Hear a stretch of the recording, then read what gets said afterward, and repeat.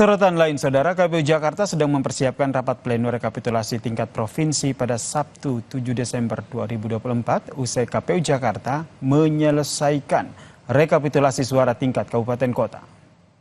Rapat pleno rekapitulasi tingkat provinsi akan digelar pada hari Sabtu pukul 4 sore, dihadiri oleh saksi dari masing-masing pasangan calon. Jika tidak ada kendala, Saudara, pada tanggal 9 Desember, KPU Provinsi Jakarta akan mengumumkan penetapan hasil rekapitulasi Pilkada Jakarta. Selanjutnya, Saudara, adalah penetapan calon dan jika tidak ada gugatan ke Mahkamah Konstitusi.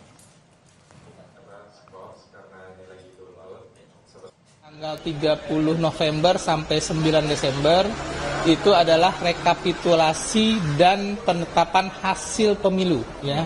Penetapan hasil pemilu. Jadi bukan penetapan calon, ya. Jadi penetapan hasil pemilu nanti dilanjutkan dengan penetapan calon kalau memang memastikan di Mahkamah Konstitusi ada gugatan atau tidak. Pasca Mahkamah Konstitusi mengeluarkan berita acara registrasi perkaranya. Lalu bagaimana proses lanjutan dari rekapitulasi yang sudah dilakukan oleh KPU DKI Jakarta? Kita tanyakan lebih lengkap dengan Komisioner KPU, Astri Megatari, yang telah bergabung bersama kami di Kompas Malam. Selamat malam, Mbak Astri. Selamat malam, Yasir. Mbak Astri, ini rencanakan esok hari ya, pada hari Sabtu ini akan digelar rapat pleno begitu. Persiapannya akan seperti apa? Atau sudah sejauh mana? Untuk rapat pleno tingkat provinsi yang akan kami laksanakan besok tanggal 7 Desember, ini berbagai persiapan sudah kami lakukan. Hari ini kami melakukan rapat koordinasi baik internal di jajaran KPU DKI bersama dengan KPU Kabupaten Kota se-DKI Jakarta. Kemudian juga kami lakukan rapat koordinasi bersama dengan Bawaslu DKI Jakarta dan juga bersama dengan Polda Metro Jaya terkait dengan pengamanan. Jadi berbagai persiapan ini kami sudah lakukan untuk memastikan besok pada saat pembukaan rapat pleno rekapitulasi di tingkat provinsi dapat berjalan dengan lancar. Besok diharapkan dapat berjalan dengan lancar begitu. Jika tidak ada kendala, kemudian semua juga sudah menerima, apakah nanti rapat pleno tersebut juga langsung bisa diputuskan hasilnya esok hari? Iya, kita kan masih melihat ya dinamika yang terjadi pada rapat pleno besok. Jadi kita belum bisa memperkirakan kapan kita akan melakukan penetapan hasil perolehan suara untuk pemilihan gubernur dan wakil gubernur di DKI Jakarta. Namun jika misalnya memang sudah selesai, maka penetapan hasil perolehan suara tersebut akan langsung dilakukan seperti itu.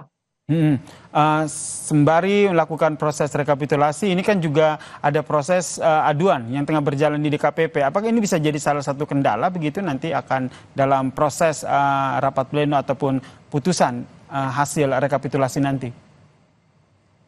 Tentunya ya laporan di DKPP tersebut diproses sesuai dengan prosedur ya. Namun rekapitulasi tingkat provinsi kami pastikan akan tetap berjalan.